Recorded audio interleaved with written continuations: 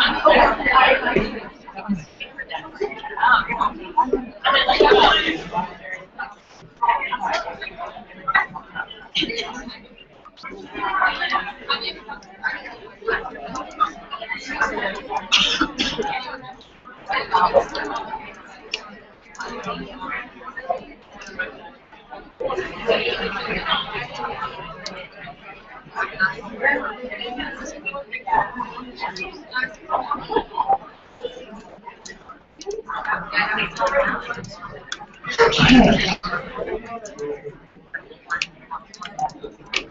Well, first I just want to acknowledge I had this thought when I came in last week, and I was 30 minutes late because I thought it was a noon start time, so like I missed some stuff. Anyway, I came in and I was thinking, whoa, I had a quick like lobby conversation. These people are already like deep into it. So I didn't realize I was 30 minutes late, not 2 minutes late. But I just want to acknowledge, because I don't know if it's been acknowledged yet, there's a lot of brain power in this room, and I just think we should clap for that, because I think that's pretty amazing. I don't know that we always pat ourselves on the back, so I am honored to be with you this afternoon, and I guess the first thing I would say is the most important thing is if you walk away with nothing else, I hope you walk away with a few tools today and a few ideas for your own learning lab, and we'll kind of unpack what I mean when I say learning lab. But in case you didn't know, you all have one. This might be your own classroom if you're teaching part of the day. This might be someone else's classroom because we're supporting classrooms across the district.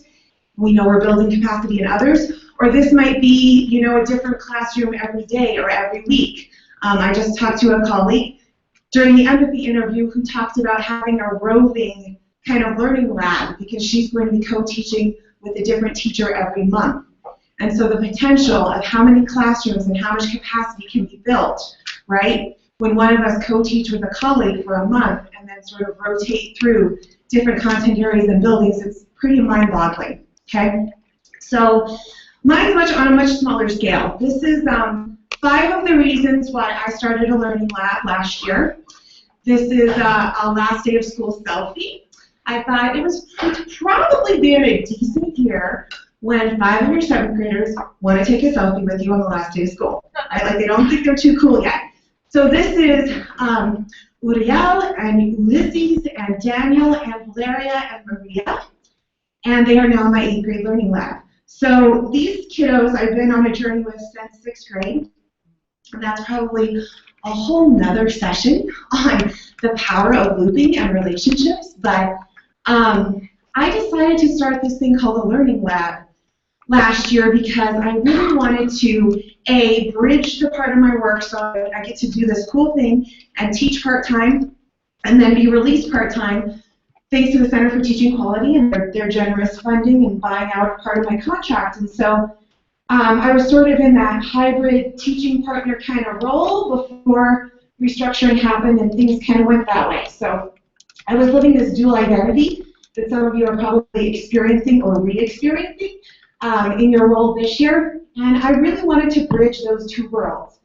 Like, what would it mean to kind of blur the lines in my classroom and make it messier so that when I'm teaching, I can still say I'm leading and coaching. And when I'm not teaching, I can still say I'm teaching, okay? So I wanted that to be a little bit messier. So with the help of Joe Dillon, who entertained some of my wild ideas and agreed to coach me and with some ed tech stuff and literacy stuff, I said, hey, what do you think if we just like, I don't know, start inviting people to come in? I thought this is probably the quickest way for me to get better at my practice, and that was kind of my selfish number one reason, right? Like, how can I get better faster with respect to technology, with respect to understanding new standards, with respect to our new eval system, with respect to everything else that's new and not so new, right, that we're supposed to be good at, like yesterday. And I thought, well, if I get a lot of experts in the room and a range of teachers, from new teachers to more experienced teachers to teaching partners or at that time teacher coaches, I'm probably going to get a lot better a lot faster, right? Like, I can't count on my principal to do a walkthrough every day, but I can open my doors up and just invite colleagues to come hang out and give me some feedback. That sounds pretty simple. And so I thought, I'm going to be a better teacher, and you know what? If this feels good to kids, if it helps kids, then I'll keep doing it, right? And what I thought was purpose, audience, everybody kind of wants that authentic audience for their learning, right? And so I thought, what if we saw our classrooms as a text? And our classrooms are the text that are going to teach the visitors. And so the best people, the juiciest parts in our text, right, are the kids. So what would that really look like if people came and learned from students, and students learned from adults, and, you know, it was all kind of happy and utopian like that? So I said, let's do it. Let's open up the door. And it was about the second week of school. I had my first visitor, and it didn't feel that good. I expected it to be really like happy and joyful, and oh, everything went so smoothly, and it didn't feel too good. So it was the second week of school, so I'm still kind of giving my 7th grade sea legs, right? Because all of a sudden these are 7th graders, not 6th graders, and they didn't want to, like, I don't know, follow directions and sit where I told them to sit and just, you know, other shenanigans. So it was the second week of school, and I'm trying to pull my classroom together, and I get this kind of emergency call, hey, we want to bring someone. It's a brand new teacher. We just hired her. Like, they posted, the school year had started, but we just hired this teacher, and we really want her to, you know, see what a well-managed classroom was like, and all these other kind of things, like about 10 goals and about 10 minutes, right? Because she needs to have her classroom up and running tomorrow. So I said, sure, like, you don't turn down your first visitor. Sure, come on over, I'm sure we'll figure it out. So the teacher comes with her school leader and with a teacher coach in tow, right? And they get there about 5 minutes before class starts, right? So I kind of throw the lesson plan at them. This is what we're doing today. Like, have fun, go fish, walk around, do whatever. And then they leave before the class period ends, and I was like, oh, that did not feel good, right? So I don't know, like, did the teacher get anything out of that? There was a lot going on in that class period, and I don't know if I'll ever see that teacher again. Anyway, it was kind of a mess, and I thought, oh boy, you can't just open the door, right, and say, come on in. Like, I might need to, like, revisit my friend the teaching learning cycle and, like, think about this and maybe develop some norms and protocols and processes for people to really be able to engage in this cool thing called the learning lab. Bummer. Okay, so lessons learned. So that's what the first visitor taught me, that norms matter and structures matter, okay? So from that, I had to think about, well, really, what is it that I want to create and what is it not? And I know the language in this district, so I pushed Jim a little bit and I said, hey, can I use this language and can I kind of like diss on this other language? Would that be cool? He said yes. So here it goes. Because I would say that I don't think I ever have been, nor will I ever be, a demonstration classroom. I don't really know what that is, but it sounds like this place that most teachers that are reflective and learners never get to, because it sounds like a place where master teachers live, like teachers who have arrived, and that's just never going to be me. And I just have to own up to that. Like, that's just never going to be me. So I don't think I'll ever have a demonstration classroom, but I did think I could have a learning lab, a place where people could come and experiment and take risks alongside me and acknowledge that I, too, am approximating, because that's part of learning, and that my students are approximating. And I don't think we say to adults enough, it's okay to approximate. Because guess what? We can't be good at the new standards tomorrow, right? When the new standards are still fairly new. And we can't really, with clarity, predict what PARC and CMAS and this next evolution of reforms really means for our profession until they've got a little time to implement and marinate and such, right? So I knew what I did not want. And this is kind of now just a funny little phrase around my building that I started saying, you know, absolutely come one, come all, but hashtag this is not a zoo. Like, you do not come to gawk at the awkward adolescents in my room, right? They're already awkward enough. Don't come and gawk at them. This is not a zoo, okay? So if you come, you're coming knowing that you're going to learn something. So I expect you to come with some goals, or we'll co-create some goals, and I expect you to leave with some takeaways, and then expect me to bug you in a couple weeks and talk to you about how that's going, because that's how I get better, and that's how you get better. Okay, so what it is a space for all of us to get collectively better. Kids, adults, visitor, host, okay? What it is a place to honor approximations. What it is, especially when you're a middle school teacher, it is real teaching with real kids, real failures and real successes every day. So I do not plan special visitor lessons. That is really stressful, and that is not really helpful to students, I don't think. I don't have special visitors lessons. What you see is what you get, okay? If you come on a Tuesday and kids need a mini lesson on X, you're going to get me doing a mini lesson with kids on X, okay? We don't have any special visitor tricks.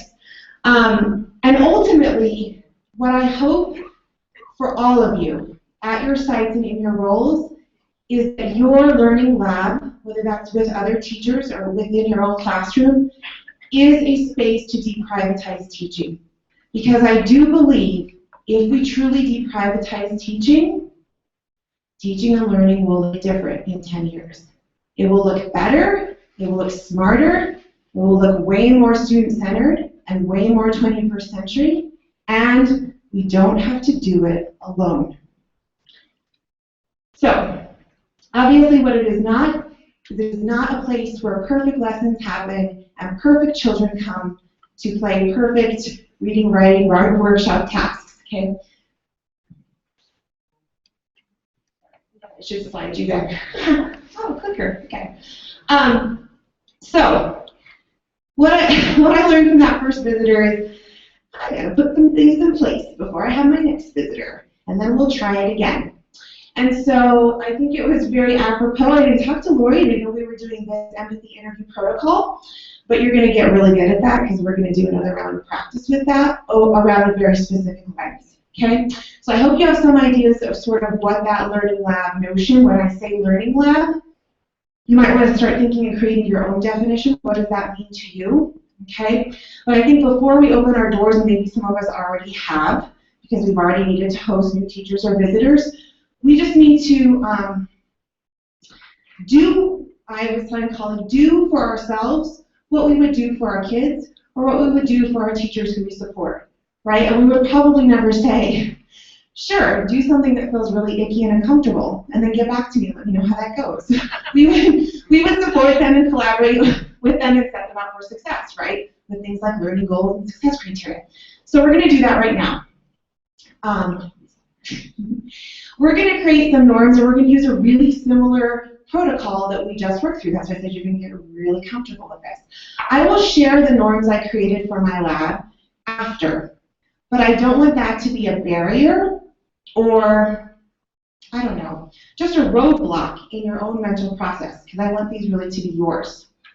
But what we know from our past experience is that often we design and create for others more fantastically than we do for ourselves, right? Because it feels good to help somebody else.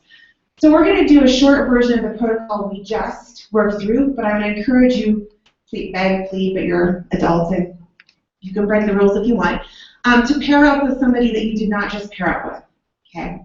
I'm going to encourage you to go for somebody new. And I am going to give you a frame or question. I will be your timekeeper, and A is going to get their time, B is going to get their time, and then your ultimate goal is you're actually going to write norms or guiding principles for the other person based on what you heard them say. And they can reject them, okay, revise them, do whatever they want with them, but I just think, as we just learned, there's real power in designing for someone else, okay? Plus, it's really good listening skill, right? You gotta listen really hard to design for someone else. So the frame for your interviews, and then I gave you some stems or probing questions if you get stuck, is I want you to ask your partner first, if you weren't constrained by anything, time, money, resources, this is going to allow the person to think big, right? What type of classroom or school culture would you create and design? If nothing were a limitation, and you can think of this on a small scale for your own classroom, if you have your own classroom or context, or the first classroom that you're co-teaching in, but you can also think this at a bigger school systems level, since that's where a bulk of our work also rests. Okay? I will be your timekeeper. Are there any clarifying questions before we start? Okay. So I'm going to give you 30 seconds to find that new partner.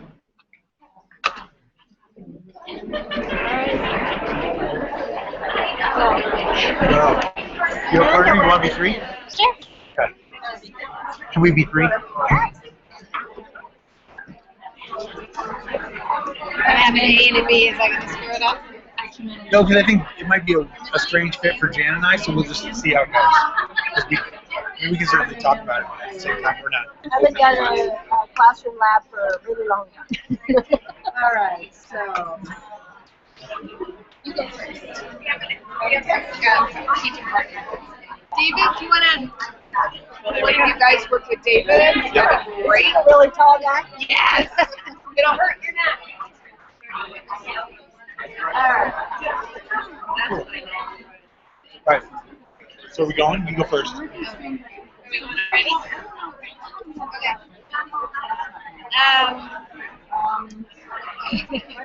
I'm taking notes. Are you? Yes. So settle in with your new partner. Decide who's going to go first. This is your chance to improve proficiency, right? You got the rough draft round. We're going to lead with this question. You do have 4 additional probing questions, so if the person sort of runs out like, why would you do this, and this, you might ask them why. You might ask them to tell you more about something. You might have them, how might you do that? Okay, so get them to say as much as you can get them to say in the 5 minutes, because that's going to help you write their norms, okay, and write their values of what matters to them, all right? Again, each partner is going to have 3 minutes. I'll be your timer. Okay, so my classroom would get to go to other countries and learn the language and read the books about the country and maybe, I don't know, be on like a cruise ship or something.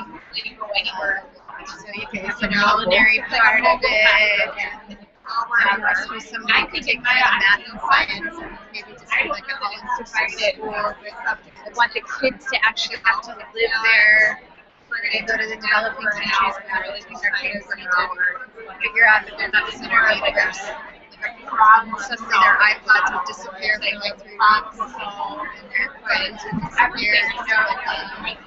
And so they just get to do lots of different experiences. And kind of you don't keep it to one teacher in isolation. So teacher just don't give you everything. Okay. So my question is, why would you want them to learn languages? Because I think learning languages gives you kind of an in into other cultures, and so tell me more about, again, it's kind of broadening in terms of, it also helps you learn your own better. Part of that big, well-rounded business. Money. So you have space for. Tell me more about cruise ship idea.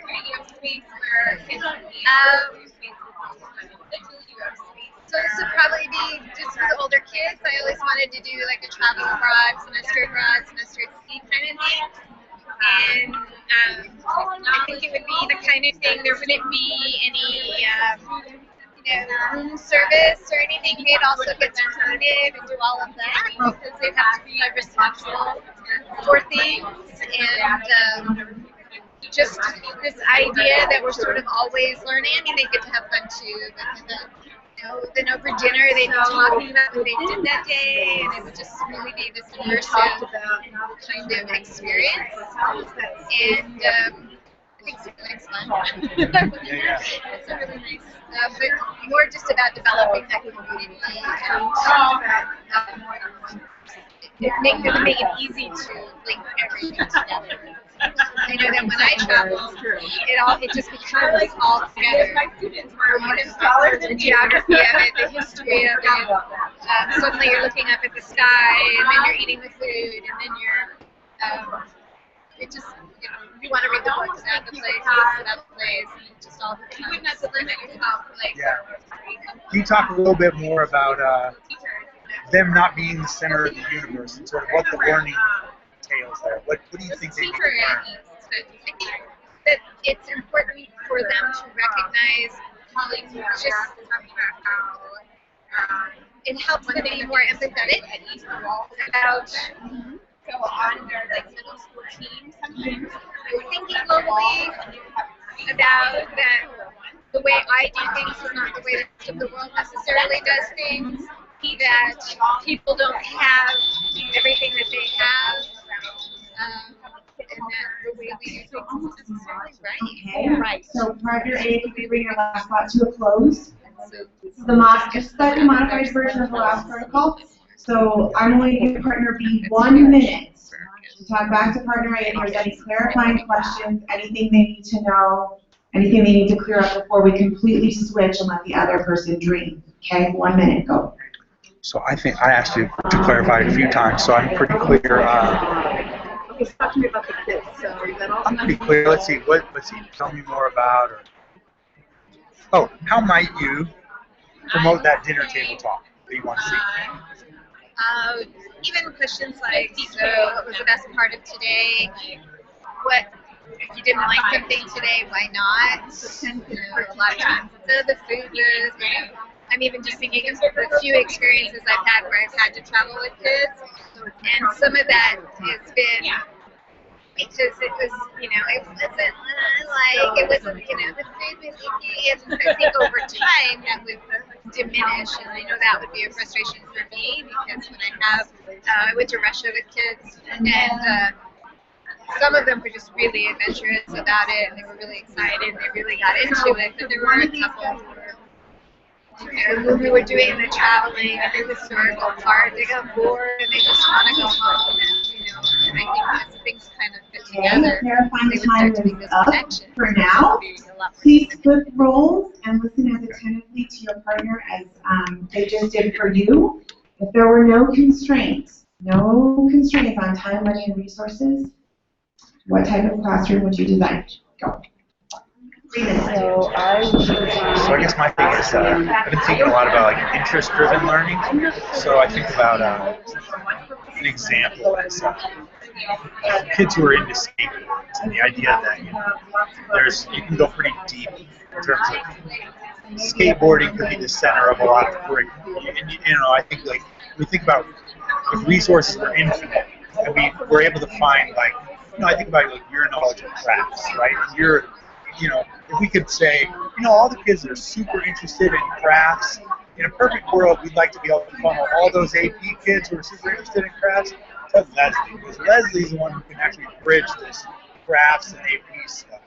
And then there's probably on some other state, there's probably some teacher who's really interested in skateboarding, and all those skateboard kids, he might be the best AP teacher for those kids. I think about the idea that how deep you can go when somebody's really interested in something. Crafts probably seem surface to somebody who doesn't do crafts. When you know how much there is to learn, how deep you can go into it, it sometimes seems like a wealth. Similarly, wheels and physics on skateboard, right? So I guess I think about interest that way. I'd want to give, every student or every teacher an opportunity to dig into those passions and interests, because that's where I expect them to flourish. And then there's another flip side to interest, which is the political interests, right? So thinking about how, especially disadvantaged students, so often they are very interested in how they might improve their station or the way politics plays out. Right? Like, there's been, because we've elected a black president, there's been conversation in the news about, are we a post-racial society? And I think that some places in Cherry Creek, might like gloss over it and talk about that too long. They might be like, oh yeah, why are we still talking about that? But in schools where there's a big racial minority, this concept of, are we post-racial, probably you could get a lot of rigor out of that. And that's not to say that it should always be politics to the left or politics to the right. I think that helping students see where their interests lie is another piece. So just trying to like highlight like real interests. And if we're thinking about like what will a student spend all weekend doing and not complaining about, and how do we make that the physics, or how do we make that the how they learn a foreign language? And similarly, if we think about like what is really vital to this student's future, and we say, you might be more interested in this because, let's face it, you live in Colorado, and let's face it, you're a refugee, or let's face it, your parents are doctors, and this is how these are some of the things you might struggle against, or whatever, right? Just like helping them be in tune to the world in terms of like the interests of things they do all weekend, and the interests they have given their sort of station and place in the world. I think about interest-driven learning. How that's the thing is like, how do you create all those experiences for all the right groups? I think that's the place where we're resourced. Okay. You're going to get 1 more minute to clarify and for partner B, and then we're going to design a little bit. So anything that either person needs clarifying, this is your last chance to talk before I'm going to send you, math teachers, science teachers, all teachers, into a little writing workshop. So get ready. 1 minute to clear up anything you need from your person. Go for it. So how would you address the kid that is just really unfocused and it's like, I don't know, I don't like to do anything, or every time they even start to kind of get beyond the surface, they're like, I'm bored with this, I don't want to do this. Yeah, I think that the idea of like a student being really interested in okay, a couple of places I might go. I might think like, I think about like fandom, right? So often, you think about those kids loving a TV show. As much as that's a turn off in terms of curriculum design, I do know like now on the internet you see like people really digging in and making whole wikis about a television show they like. So I would really just keep probing and saying like, so what do you spend your time doing? What do you spend your time doing? What do you spend your time doing? The other thing is, I think, because I used to have students say what they were experts on in the first 2 days, and you always get about half of some years say, I'm not an expert in anything. Invariably, they're like an expert in knowing their system. Okay. So I just say there's nothing too small. Nothing too small. So 21st century teacher, leader, learners, now you have a decision to make. Kids will still If test warm, fuzzy journal paper, if this feels good to you, that's fine. You can use that. If opening up a Google Doc and sharing it with your partner feels good to you, that's cool too. Okay. You are now going to get about 5 to 7 minutes of mini writing workshop time to, based on what you heard your partner say, you are creating norms and some guiding principles based on what you heard. What do they value? What matters to them? Create some norms for their learning lab or their teacher-leader context. Okay, and they're going to do the same for you. Any questions before? All right, go forth and write, digitally or old school. I'll come answer your question.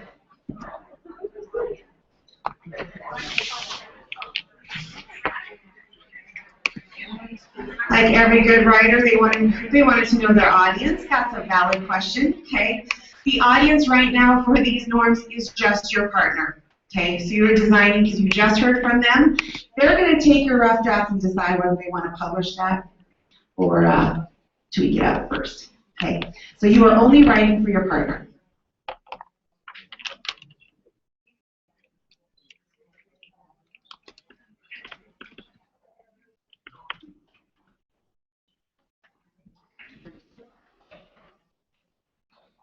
If you're kicking it old school, just be willing to tear out that precious piece of paper for your partner.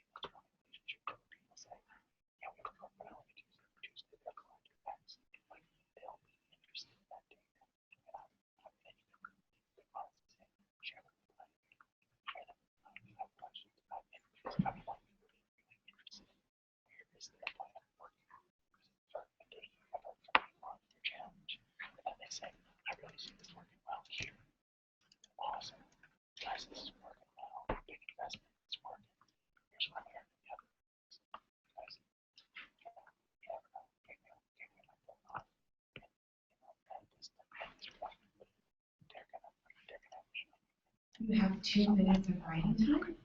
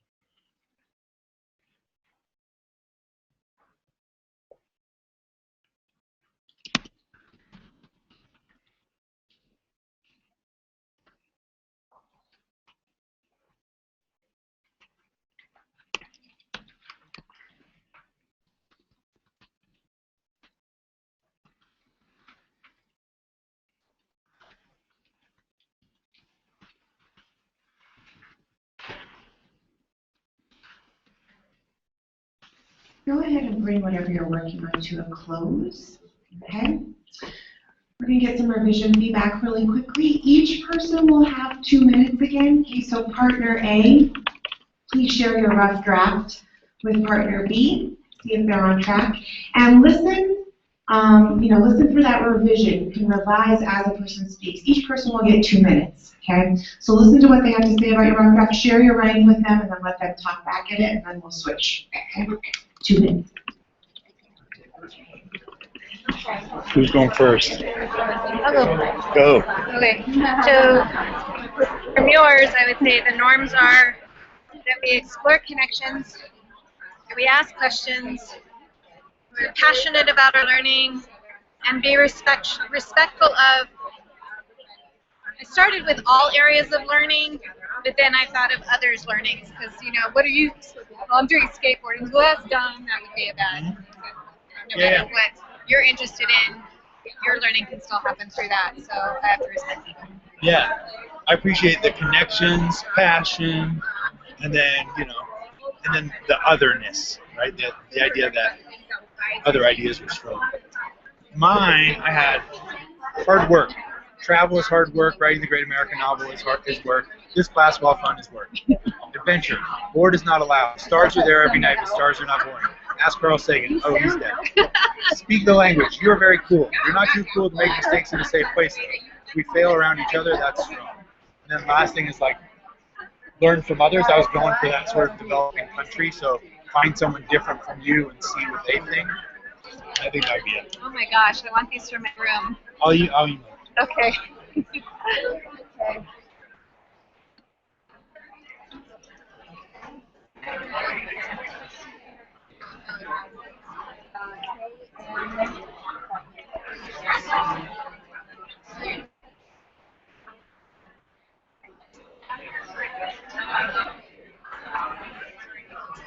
This is a cool activity, Jessica.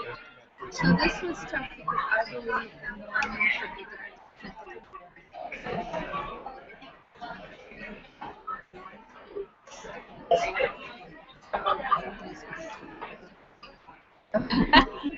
So I just go in my room anyway.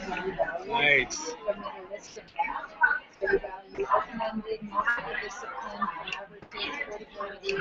Access to technology, time, and teacher money. I always tell my kids they can't write an introduction because it's the Carl Sagan approach. Last 2 We're minutes, getting a please switch and make sure to talk back to the other person.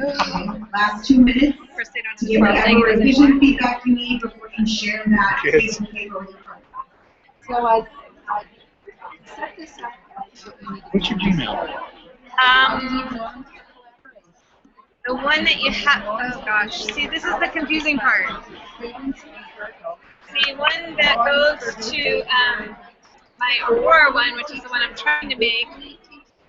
And for the adults. Norms for behavior for novice teachers and with novice teachers. Right, is that Aurora? And my thought around that was This is where I get stuck. So if I don't want to be in Aurora and I just want to go to my Drive, they do. They're on. What do you want to, so if you click on your little purple face there, yeah. your blue face, there. See, I have this one, but then this is the one that I'm trying to be in most of the time. Which one will you check if I'm sending this to? Okay, fine. And then you talk about presentation and presentation skills and norms for presentation within the class. I need, And take a that- picture of that's yours, the please. presentation, and then norms for presentation outside class using technology. Norms for that. That's it, as far as I got. All this time I still forget about doing that. the pictures? Yeah, the kids are always doing it. It's crazy, isn't it? Yeah. You guys are so You good. need to be thinking about. Give you the area to need to work on. So I sent it to you. Did you get it? Roll call. Because we have some math people that are all members. Okay. So I hope that felt a little fun and uncomfortable. Designing ambiguous norms for somebody else, maybe depending. Let's have a quick writer celebration. So anyone want to share something they created for their partner or something their partner created for them? Share the mic. Do you have a loud teacher voice, or do you want me to tell you? Yeah. Well, we decided ours go together. So I have to read all of it. All children are valued, respected, and supported.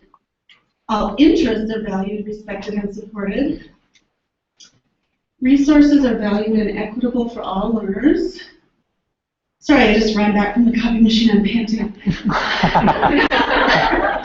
Teaching is exciting, challenging, and allows for the unexpected.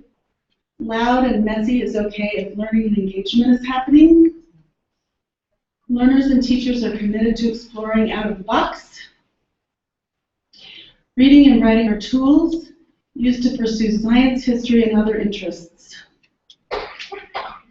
Listen to others and engage with their ideas. Bring your best self. Don't talk down to the learners. Be open to all ideas for solutions to problems. Be fair. Be innovative.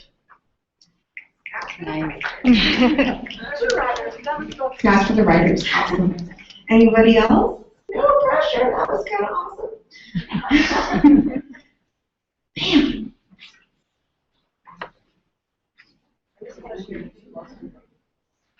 Okay, the two most important norms for Collins and that. One is that everyone is a teacher and everyone's a learner.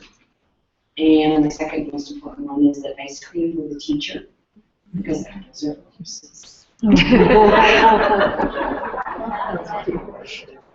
you guys hear that? There's a little whimsy there. Ice cream for the teacher, apples are for horses. Couple more? They can be silly or sweet. There's no wrong. So I'm going to show yours. Thank you. I get my steps in today. These are ones that Joe wrote for me. The first one is hard work. Travel is work. Writing the great American novel is work. This class, well, fun is work. Adventure. Bored is not allowed. The stars are there every night, but stars are not boring. Ask Carl Sagan. Oh, he's dead. Speak the language. You are very cool. You are not too cool to make mistakes in a safe place, though. If we fail around each other, that's strong. Learn from each other. Find someone who has a different perspective from you and listen to them for a minute or a month. Snaps for the writer.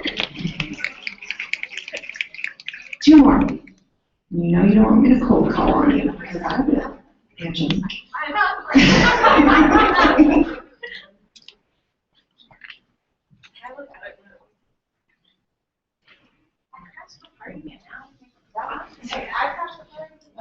As a party crasher, because I'm not a teaching partner, so I feel like I shouldn't even be here.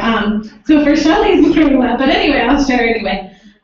Questions are accepted and expected. Learning is fluid. There's content integration, tag integration, and authentic for all learners. High expectations are held, are transparent to all, and all learners are supported to reach them. Teacher and students are facilitators of learning. The learning environment is characterized by respect, belief in every learner, thoughtfulness, inquiry, and rigor, and the growth mindset is apparent. One more.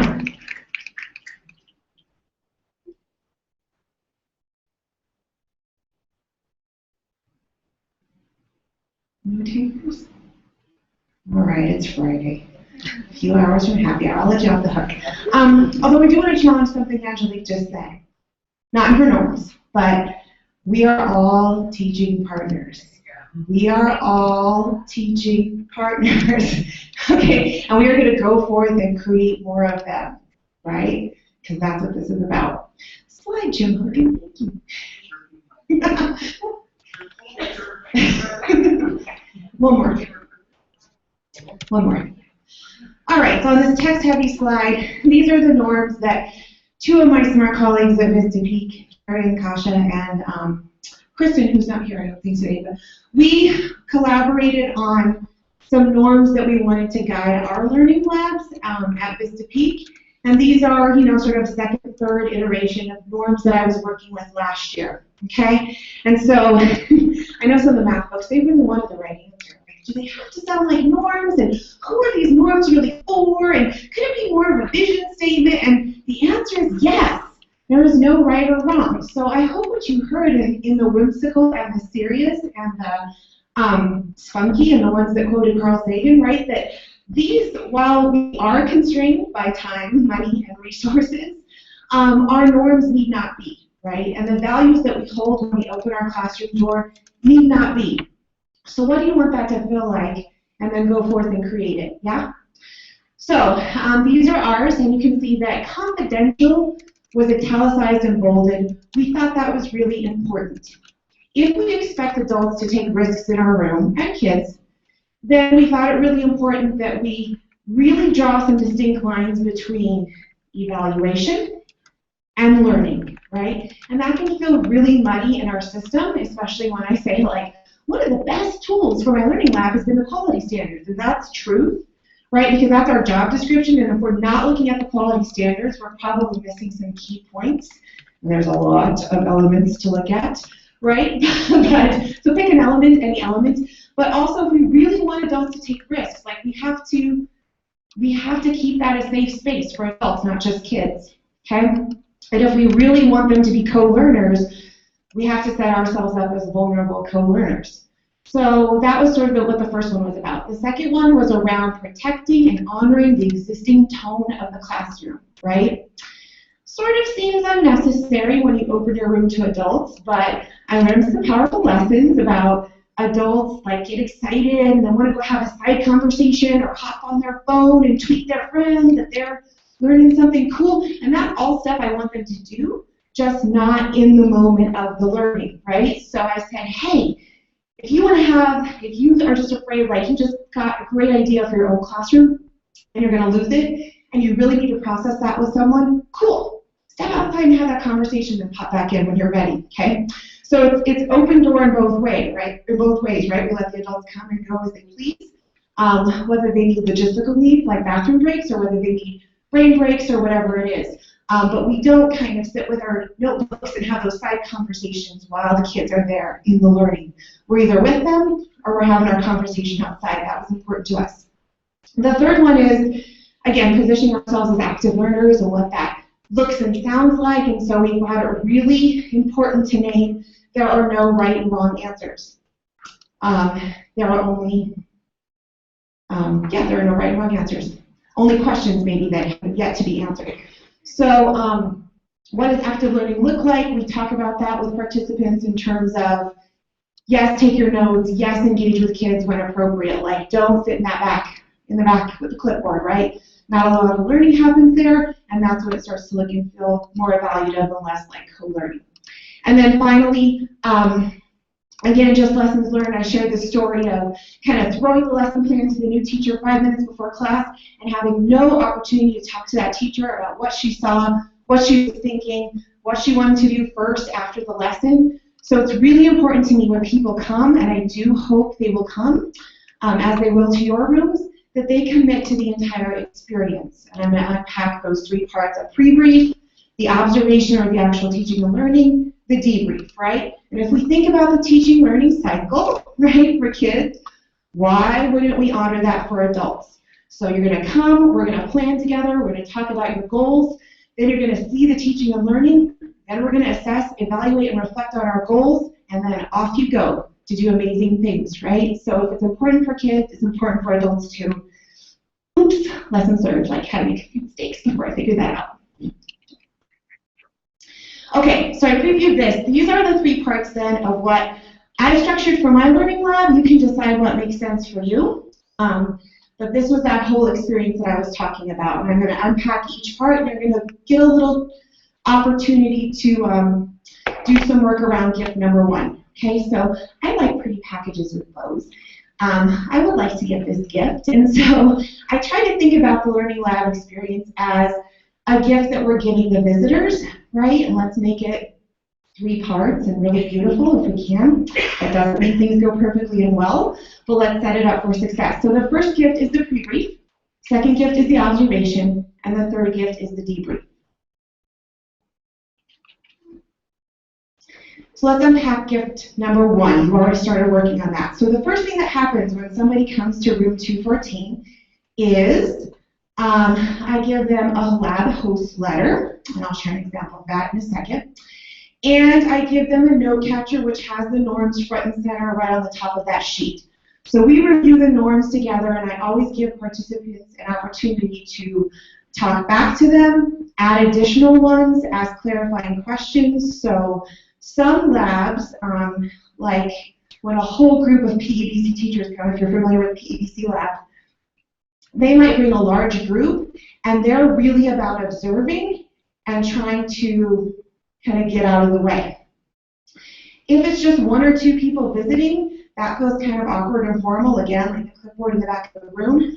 So I typically want visitors to engage with kids as much as possible. And obviously there's more and less appropriate times in the lesson when that happens, like probably not during whole group instruction, but definitely yes, during independent or small group work time. So we talk about please engaging with kids, and if there's a specific student that they're worried about in their own room, who they might connect with that's kind of like that in my room. And we just sort of look at look at the whole day. So I give them my lesson for the day, where I'm at, which is in my lab host letter. We review the norms. They get a note catcher. And then they also get the opportunity, if they haven't brought goals to the table, to work on those goals right then in the moment.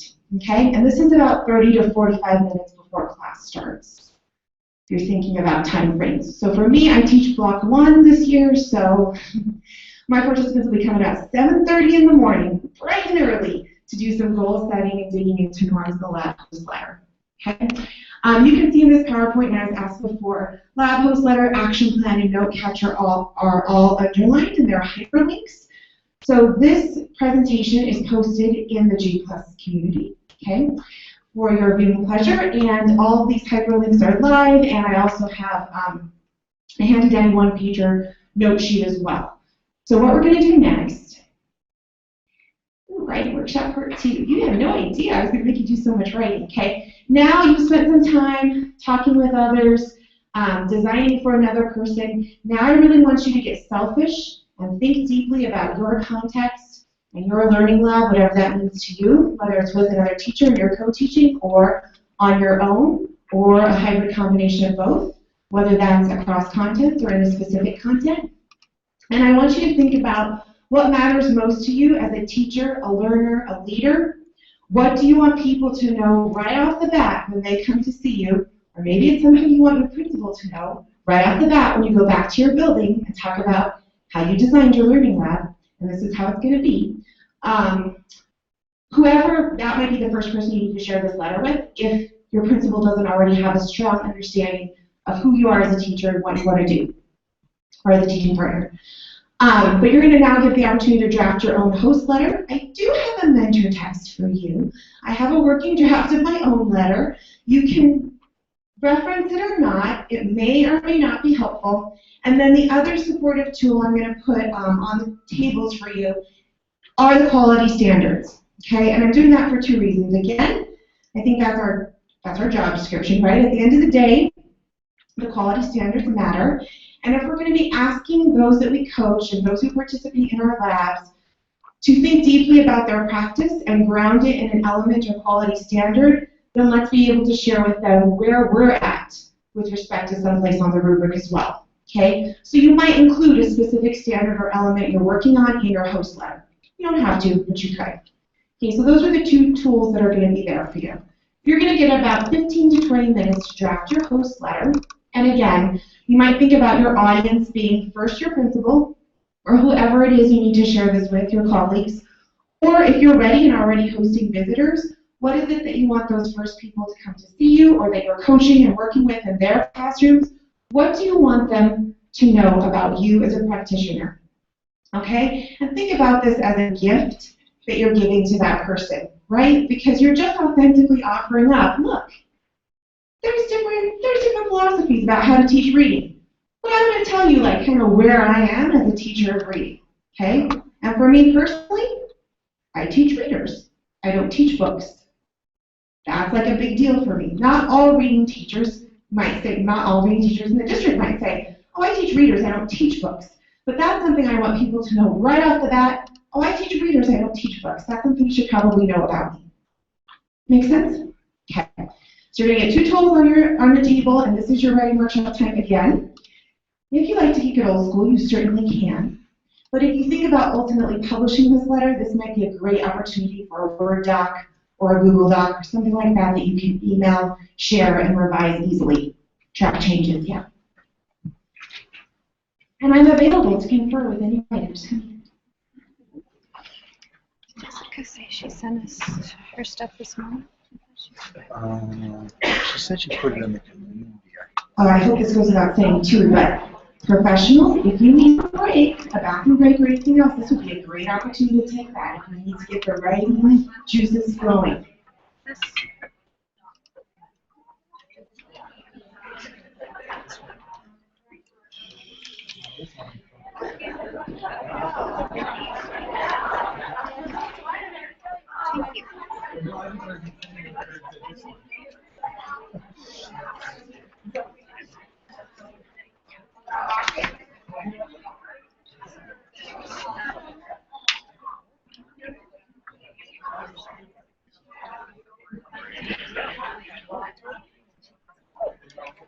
You know.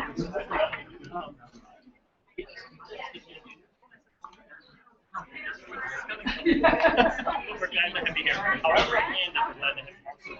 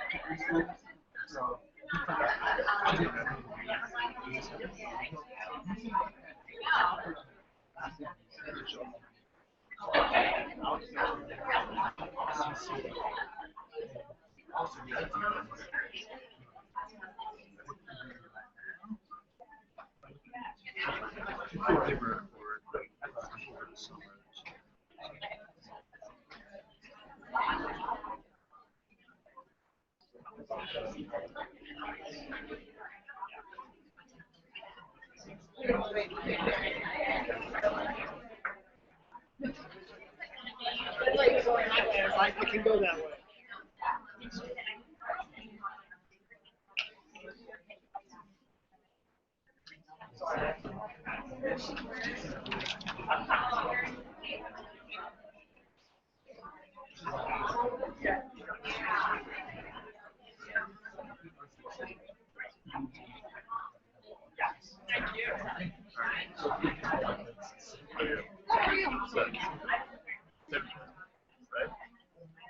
Think so?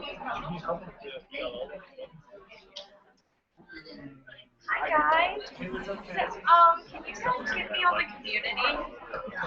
Would you come over here? Yeah. Or actually, so here's what Yeah, has and been something working. Okay, so you're Cassie, and you're in, and your Google Plus is set up. So here's the workaround that's been helpful. Okay. We're gonna look. Go to your Google Plus.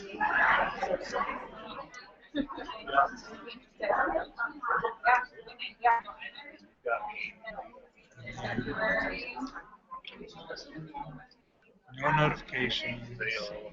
That one, we're gonna kind of set How about days. this? I didn't know if you could search for the title of it or. Maybe, let's see. So As it's far as like, so like this one is Aurora. specifically about emotionally learners, but in the other ones I want to kind of include some things. So it's not Come always on, you sucker. Look at that. separate. It's got that one, but not. So we're gonna set. This is really awesome. Oh, let's do this. So here's the thing. We just found Jamie. To find one that she's a member of. There's maybe a better practice than just don't. Yeah, and then I kind of I shouldn't be embedding just those saying what I think is going to work until after I say it works. Oh, But that's okay. let's see. If we, okay, so here's the thing. So if you add Antoinette, Who's Antoinette? so Antoinette is this awesome person right there Yeah, who's in charge of communities. Oh, And so okay. what we found is like adding her to circles, we're just going to name her. We're going to call her an acquaintance. Okay. Okay, got it. And then I think as soon as we do that, I don't ever see the invitation. Or maybe you haven't invited. Yeah, right there. So as soon as you add Antoinette, you see it. Preview the I just saw one, and then community. you go there, and it's going to tell you that. You did it. Perfect. Thank you so Sure. much. Yeah. It's usually painless after this part. Yes. So good. Sweet. Your associate teacher will be excited. If they're not, they should be. Can you tell me the name of the last time that was named? Oh, this one? Yeah. Yeah. Where are you at?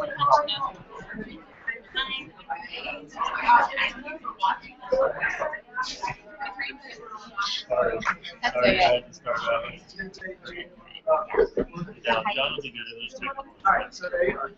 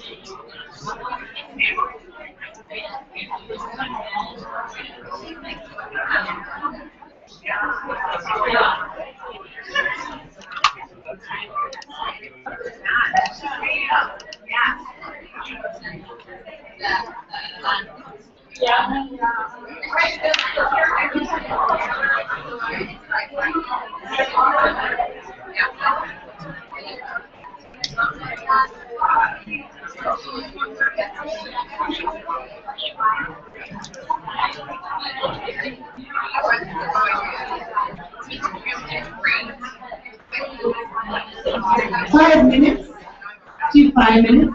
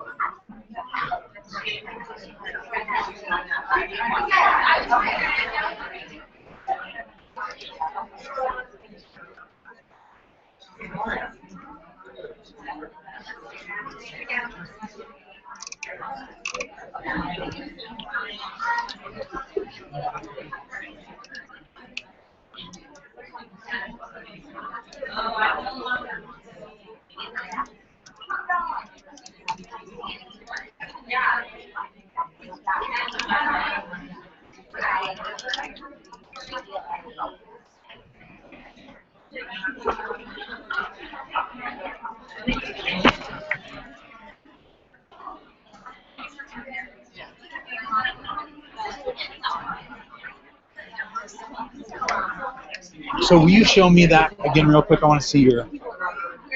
Okay, so click on your name for me.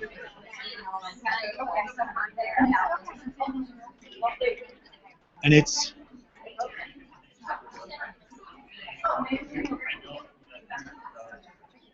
I want it to show me your full name, so I'm adding you right. Say it right there. Yep.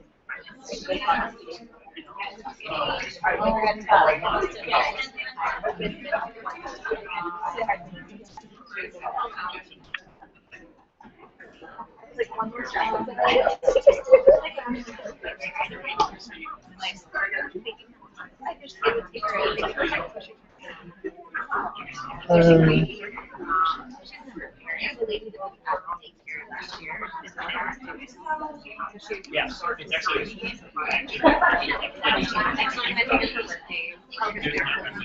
All right, so here's what I think.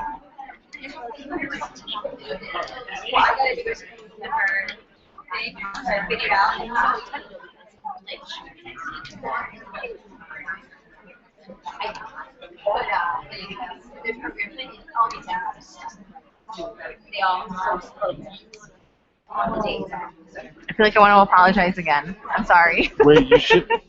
This is not your challenge or you're not. You're fine. Kimberly Jansen, there it is. Nope.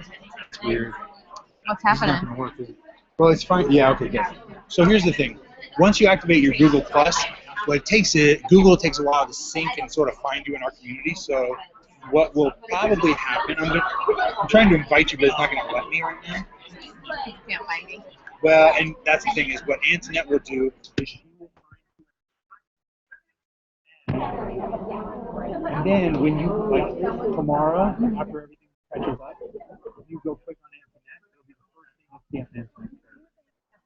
Antoinette is over here, and she is sitting next to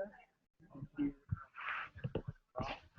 And she's helping out with communities. Okay. And I will tell her that you need help. Thank you. I won't forget. Thank you. Are you just rotating people with this? I just got dragged into helping people with this, but I don't think very many people need help. I was going to tell you that I thought for sure Maureen would be here, but she's not. Yeah, I looked around. I didn't see her. So I'll email her soon. Find a time. We could, yeah. I think I'm gonna go. I just looked out in the hallway and did some of the HR like whiteboard reporting. Yeah. How that would be feeling.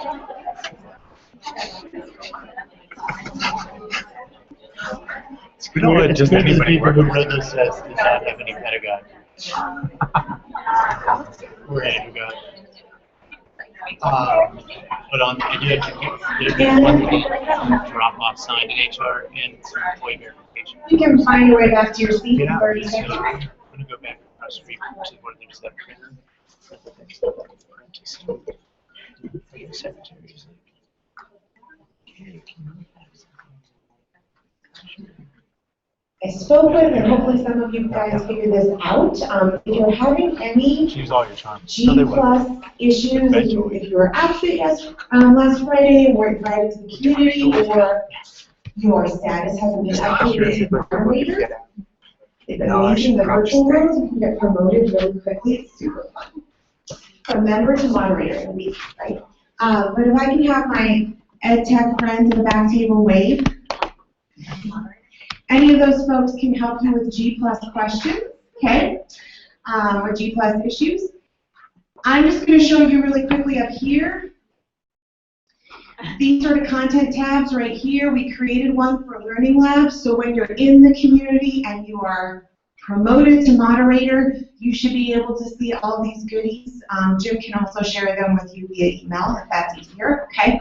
But the presentation and all the links are there. And then if you click on this document right here, wait for it, I have about 20 million tabs open, okay. This will take you to all the hyperlinks of all the goodies, okay. So the host letter that we shared, hard copy, you have a digital, a soft copy there. There's the one-day note catcher with my norms on the top, so you can customize and make it your own. There is an action plan template that's based on the quality standards that I use that you can take, tweak, and make it your own. And then there's a quality standards rubric linked right to CDE for your ease there, okay? Part 2 doesn't have live links because that's when we're doing the teaching and the learning. You have all your stuff. And then I'll talk about part 3. But pretty much any document, anything I share today is available to you digitally, and I just gave you viewing privileges on all of these so you can take it, make a copy, make it your own, toss it and start over, do whatever you choose. And that again is under the Learning Labs tab. And I also posted a Q&A post there, so if you did not get to connect with me in person today, but you have a burning question, or you wake up on Sunday morning or Monday morning and you're like, oh, I'm hosting a Teacher Tuesday and I really want to ask about this, feel free to post it there and I will do my best to keep up on Q&A here in the community, okay? And of course, you can always email as well. TTA. It's going to narrow this sooner or later. Space. B. Okay. R. So a couple things I saw and heard people working on with their host letters. And again, if you think about your primary audience, and if you're mostly hosting internally in your building, then it might make the most sense to have something that's a page or less, and that's really short and sweet, that is just your core beliefs in your lesson of the day, okay? Because you're probably going to have deep relationships with your colleagues already. These are folks you've been working with, right? So do something that makes sense for you. I did have a little extra credit challenge, okay? If you did draft something and there's a particular line or phrase or part of your letter that you wouldn't mind sharing more publicly, I would love for you to cut and paste that onto the G+ community in the Learning Labs tab. So that means you probably haven't been invited. Okay, so we unpacked a little bit of part 1. Part 2, as I said, is the meat and potatoes. That's the observation. That's the teaching and learning in action, okay? So again, we don't have any fancy visitor-approved lessons. We just do our normal thing, whatever kids need, whatever we're teaching that day. That's what our participants get to see. So that facilitation is really, that's the kids' time. And again, we talked about those norms about how and when and where you want adults to interact with kids or with you in the space of the box, just be really clear about that. And then, again, I'm the type of host that I really do want my visitors to engage with kids, and we talk about when that's appropriate. You don't have to worry about it if you don't want. You can just come back next time, we'll have you all ready. And the most popular protocol I like to use with visitors is that then participants are capturing teacher moves, student moves, and any questions or wonderings that generates for them, because that's going to be a lot of great data that we can then unpack collaboratively in the debrief. So before you were sort of seeing everything next year, so after the lesson, down, you'll see it on the left-hand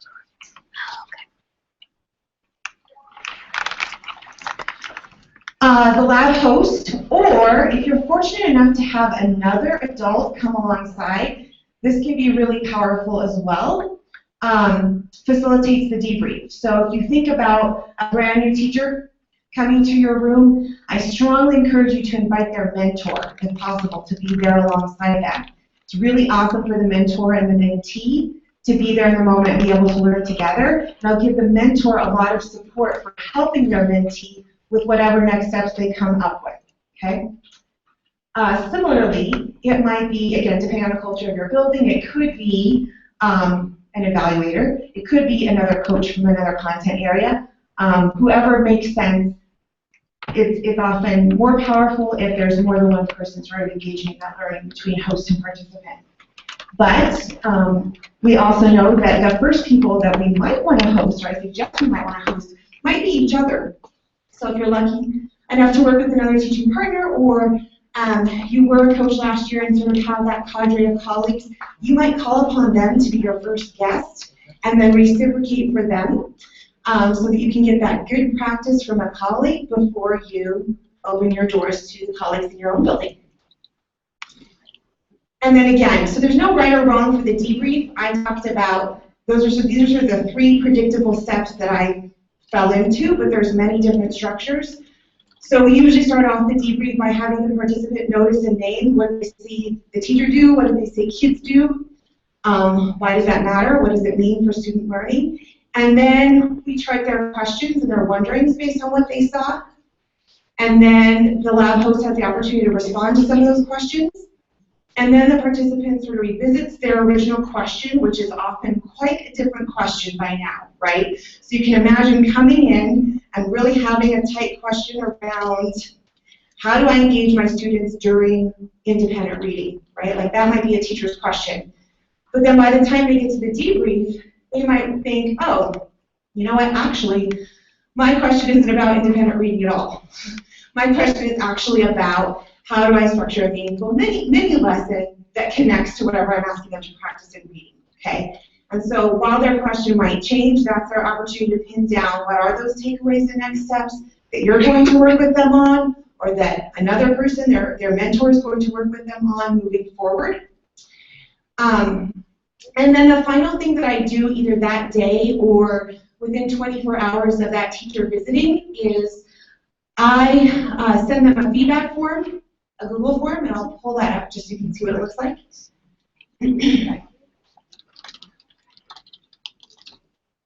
Because it's really important for me to get some feedback as well. Maybe. And I can share, and I'm going to share some data with you from year 1 next.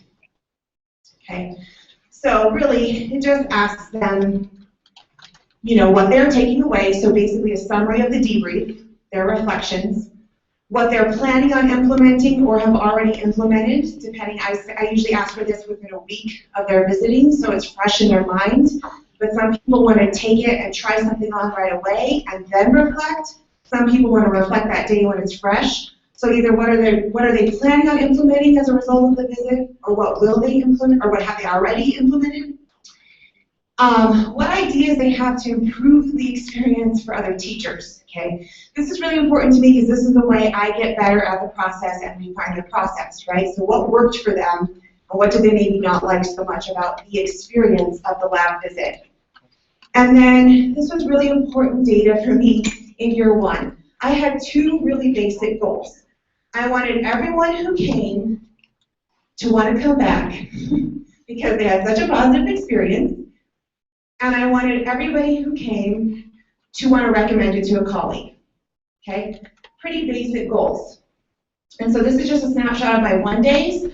I use the same questions in the same form for my 3 days and 5-day visits. We're kind of talking about 1-day experiences today, but you can imagine how you could customize these, right? So again, if you're thinking about a brand new teacher you're working with, a 3-day might make sense because then there's opportunity for gradual release. Right, so the first day, we run a 1-day observation, I do, right? The next day, based on their goal,